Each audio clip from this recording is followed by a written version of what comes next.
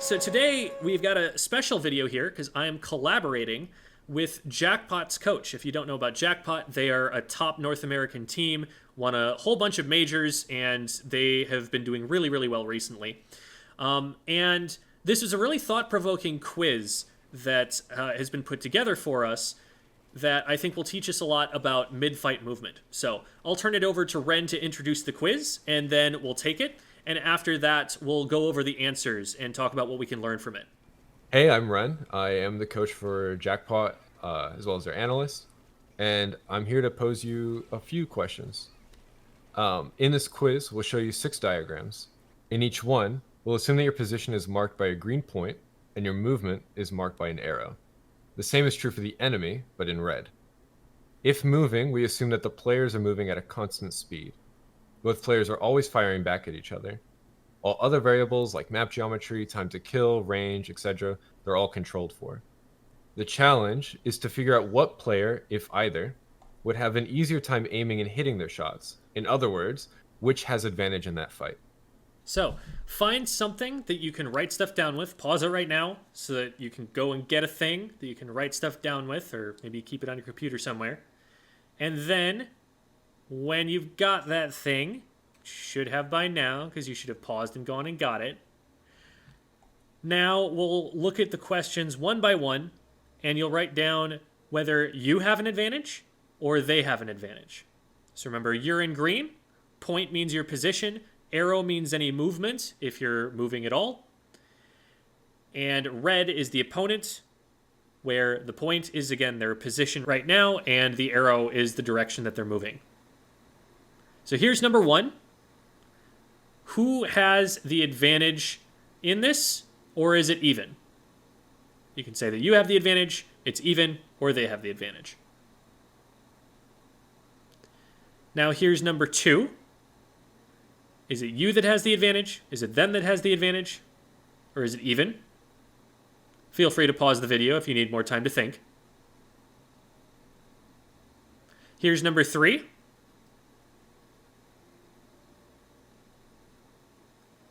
Here's number 4. Here's number 5. And lastly, here's number 6. So we're going to get into those answers in a second. We're going to have Ren walk through each one of these diagrams that he's drawn for us. But we're going to talk first about what they're going to teach us. There is an advantage inherent to movement, and that is that you're making yourself more difficult for your opponent to hit. But it's more complicated than that. And to talk about that, we're going to explain a concept in physics called reference frames. A reference frame is what you can see from your perspective. Your reference frame moves at the same rate that you are.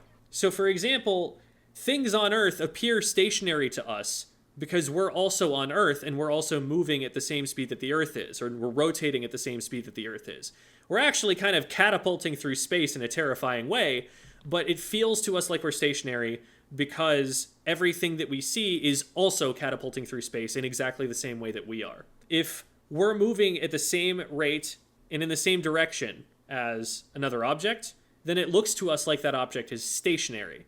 And we're going to see that concept illustrated in the way that some of this movement plays out in a fight, depending on which of the different examples we're looking at here. So I'll let Ren take it away to explain number 1 first.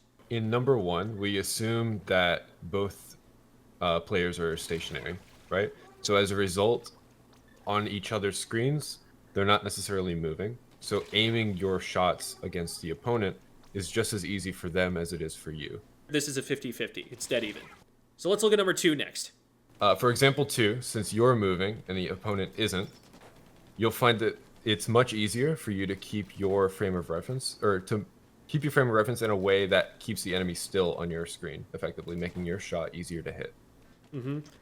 Because from this perspective, while you are moving, and so that would sort of make them a moving target on your screen from your frame of reference, you're also in control of the camera.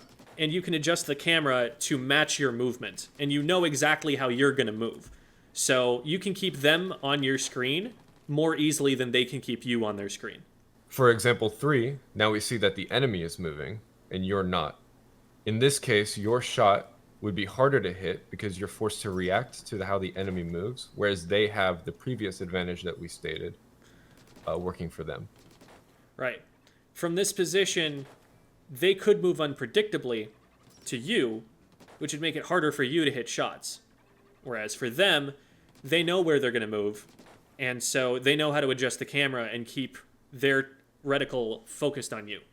For example 4, we see that both you and the enemy are moving opposite of each other. So while neither one has an advantage over the other, we notice that both shots are more difficult to hit for both players. And so this is a situation where they're both even, of course, and this is probably a position that plays out pretty often in optimal play, where both opponents are moving in such a way that neither can get an advantage over the other.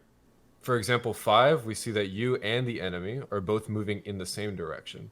Now, assuming you're moving at the same speed, this means that with regards to frame of reference, it's just like example 1, where neither of you are moving relative to each other on the screen. So this one ends up being completely even.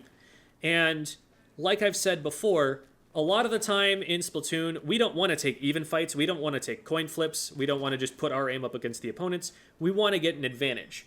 And a little bit of a spoiler here, but for number 6, this actually shows a way that we can turn situation 5 into an advantageous state. So I'll give it away to Ren to explain that. Right. So example number 6 is probably the most interesting. In example 6, we see the opponent is moving in a single direction to the right. So by you moving left and circling around the enemy, you can effectively create an example like number 1 or number 2, where the enemy isn't moving relative to how your frame of reference looks. Whereas you still create an advantage in the sense that the enemy still has to react to how you're moving.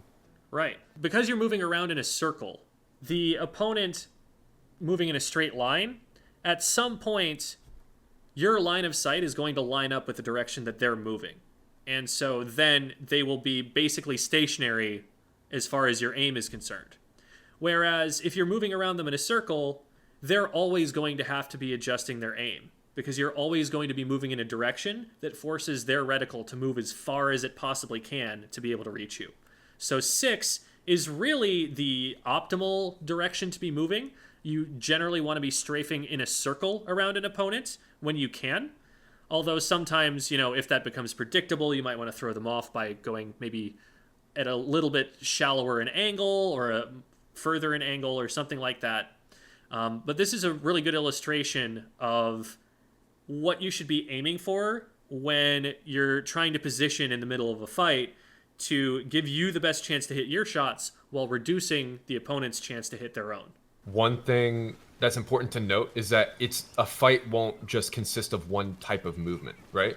So like, for example, you said like something to aim for is example 6, right? That's like the optimal kind of thing. But if you just go into a fight attempting number 6 immediately, like try to finalize the fight then and there, you might just lose because the enemy changes directions.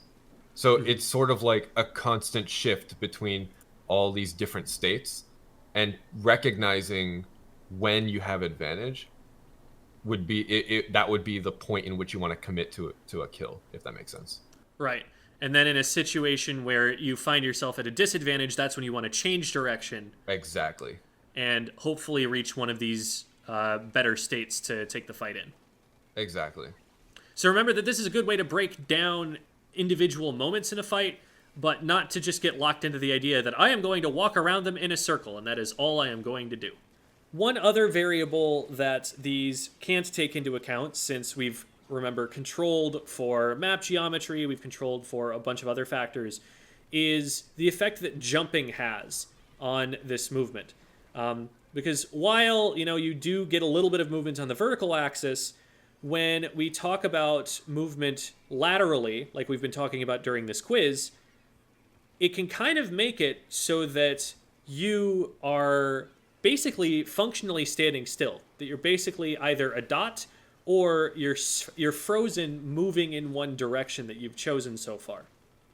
I'd like to thank Ren for coming up with this example. This was really thought-provoking. It got us to figure out the game in a way that we could explain it and in a way that we could apply it better than I think we would have without having this example in front of us. It was a nice little quiz. I hope you enjoyed taking it yourself. Where can they find you, Ren? I'm actually on Twitter, and that's basically it. So you'll find me at underscore Ren97 on Twitter. And then if you do want to send me a Discord DM, my username is Ren with a period at the end. So my DMs are always open. Awesome. Thank you so much. Yeah, thank you.